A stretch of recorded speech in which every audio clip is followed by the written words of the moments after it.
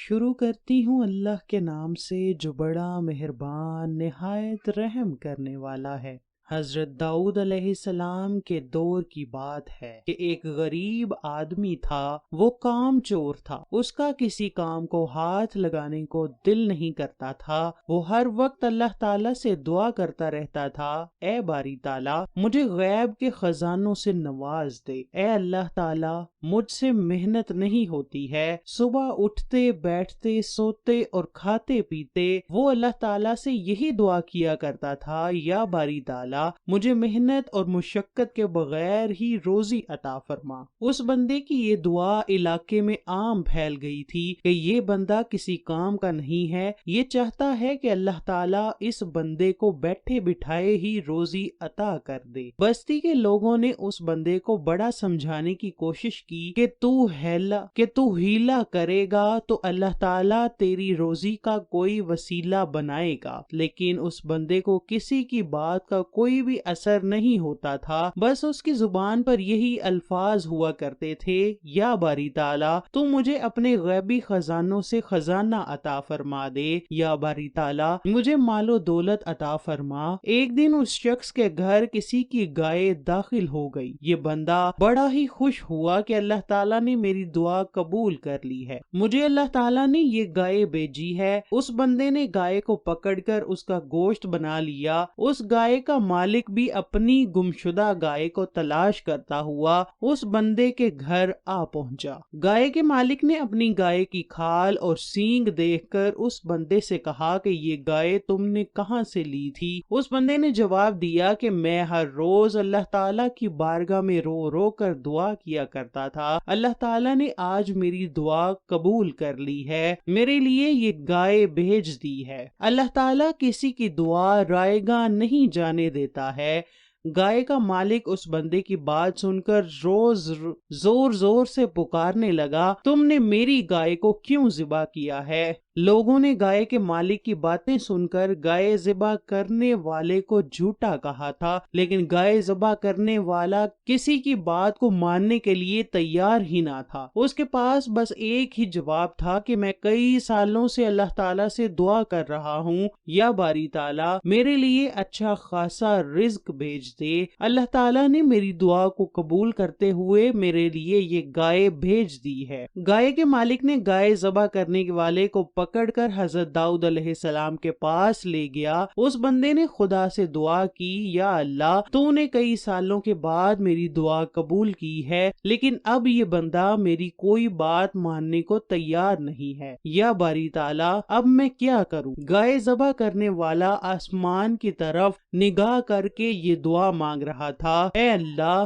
مجھے اس بندے کی ذلت سے محفوظ فرما۔ گائے کے مالک نے کہا کہ آسمانوں کی طرف بار بار کیوں دیکھ رہے ہو؟ میری گائے مجھے واپس کر، یا پھر میری گائے کی رقم عطا کر، یا پھر میری گائے کی رقم مجھے ادا کر۔ یہ بات سن کر گائے ذبح کرنے والا اللہ تعالیٰ کے حضور سجدے میں گر کر دعائیں کرنے لگا، یا اللہ تو میری مدد کر، یہ بندہ مجھے ذلیل کر رہا ہے، یا اللہ مجھے اس بندے سے چھٹکارا عطا فرما دے۔ گائے کے مالک نے کہا کہ اے حضرت داؤد میری گائے اس بندے کے گھر میں داخل ہو گئی تھی، اس بندے نے میری گائے کو ذبح کر کے اس کا گوشت بنا لیا ہے، یہ بندہ اب میری کوئی بات سننے کو تیار نہیں ہے، مجھے انصاف دلایا جائے۔ اللہ تعالیٰ سے دعا کرنے والے بندے نے اپنی صفائی پیش کرتے ہوئے عرض کی، اے اللہ تعالیٰ کے سچے اور مخلص پیغمبر، میں کئی سالوں سے اللہ تعالیٰ سے دعا کر رہا تھا کہ یا اللہ میرے گھر میں ایسا رزق عطا کر جو میں کافی دن تک کھاتا رہوں اور ختم ہونے کا نام ہی نہ لے۔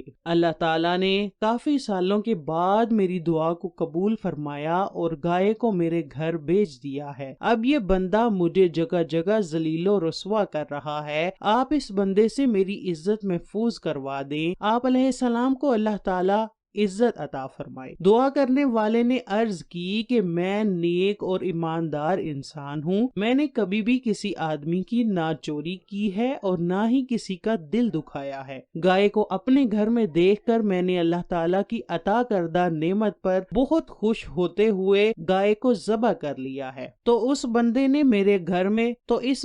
میرے گھر میں داخل ہو کر شور مچانا شروع کر دیا ہے، یہ میری گائے ہے۔ اے اللہ تعالیٰ کے پیغمبر، یہ گائے اس کی کیسے ہو سکتی ہے؟ یہ گائے تو میرے گھر میں اللہ تعالیٰ نے بھیجی ہے۔ حضرت داؤد نے دعا کرتے ہوئے بندے کو فرمایا، حضرت داؤد نے دعا کرنے والے بندے کو فرمایا کہ یہ گائے تم کو گائے کے مالک نے دی ہے یا پھر تو نے کسی بندے سے خریدی ہے؟ دعا کرنے والے نے عرض کی، اللہ کے نبی، یہ گائے اللہ تعالیٰ نے میرے گھر بھیجی ہے، نہ میں کسی سے خریدی ہے، نہ میں نے کسی سے خریدی ہے اور نہ ہی مجھے گائے کے مالک نے دی ہے۔ تو حضرت داؤد علیہ السلام نے دعا مانگنے والے سے کہا کہ پھر یہ گائے تیری کیسے ہو سکتی ہے؟ میں کئی سالوں سے اللہ تعالیٰ سے دعا کر رہا تھا، یہ گائے میرے لیے اللہ تعالیٰ نے میرے گھر بھیجی ہے۔ دعا کرنے والے نے حضرت داؤد کو بھی کہہ دیا کہ آپ علیہ السلام بھی عام لوگوں کی طرح اس بندے کے حق میں فیصلہ دے رہے ہیں۔ یہ باتیں کرتے ہوئے دعا مانگنے والے کی آنکھوں میں آنسو آ گئے۔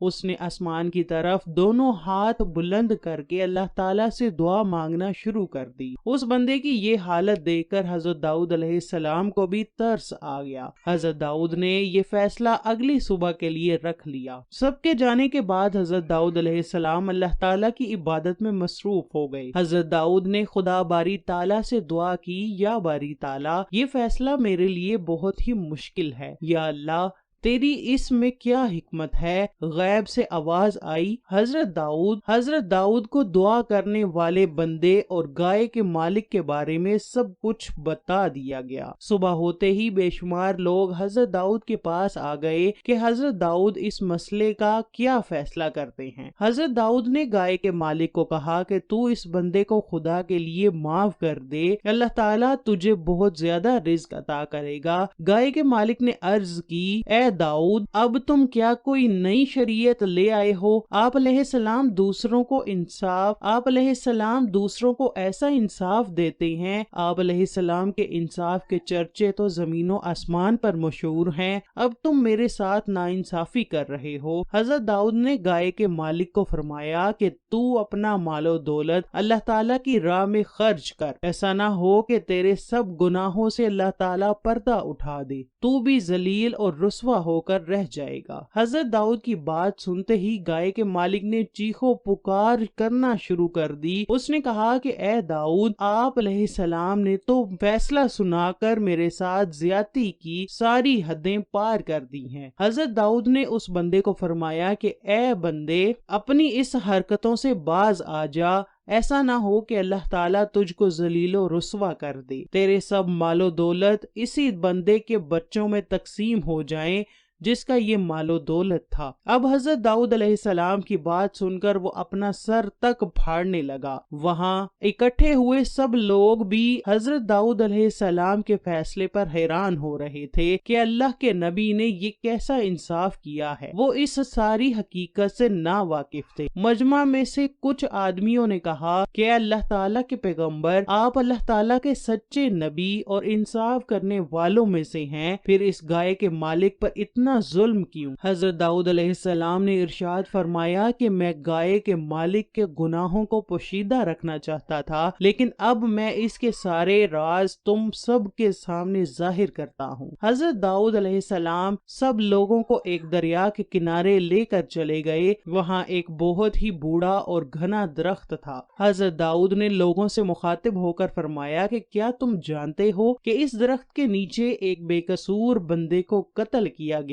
تھا؟ ان سب نے جواب دیا کہ نہیں، ہمارے علم میں ایسا واقعہ کوئی نہیں ہے۔ حضرت داؤد علیہ السلام نے فرمایا کہ خدا باری تعالیٰ کی ذات اس کے بارے میں خوب علم رکھتی ہے، وہ خدا ہے، وہ خوب ساری دنیا کی خبر رکھنے والا ہے، اس سے کوئی بھی راز پوشیدہ نہیں ہے۔ اس درخت کے نیچے اس گائے والے نے اپنے آقا کا خون کیا تھا۔ اب گائے والے کے پاس جو کچھ بھی تھا اپنے آقا کی وجہ سے ہے۔ है। अब गाय वाले के पास जो कुछ भी है अपने आका की वजह से है। गाय के मालिक का जो आका था वो आका उस मजलूम दुआ मांगने वाले का रिश्तेदार में बाप था। फिर इस हराम खोर गाय के मालिक ने उस मजलूम के बाप को कत्ल करके उसको यतीम कर डाला था। अपने आका को कत्ल करने के बाद सब कुछ उस गाय के मालिक के पास आ गया था। मैं गाय के मालिक को कहता रहा हूँ कि तुम इस दुआ मांगने वाले को माफ कर दो, मगर उस हराम खोर ने खुद ही मुझे अपने राजों को फाश करने का मौका दिया है। तू क्या कहता है कि अब शरीयत बदल गई है? अब शरीयत ने अपना फैसला सुना दिया है। अब शरीयत को मानना तेरा फर्ज बनता है। तूने दुआ मांगने वाले के बाप को इस तरह ही ज़बह किया था जिस तरह इसने तेरी गाय के गले पर छुरी चलाई, जिस तरह इसने तेरी गाय के गले पर छुरी चलाई थी। तूने इस छुरी को एक घड़े में छुपा दिया था ताकि तेरे राज के बारे में किसी को कोई इल्म ना हो। हजरत दाऊद अलैहिस्सलाम ने उनमें से एक बंदे को कहा कि यहाँ से जमीन को खोदा जाए। जब जमीन खोदी गई तो वहाँ से एक खंजर और दुआ मांगने वाले के बाप की खोपड़ी मिली। अब गाय का मालिक खूब दाढ़े मार मार कर रो रहा था और कांप रहा था। वहाँ सब तमाशाइयों ने अपने सर से पगड़ियां उतार कर हजरत दाऊद से अर्ज करने लगे,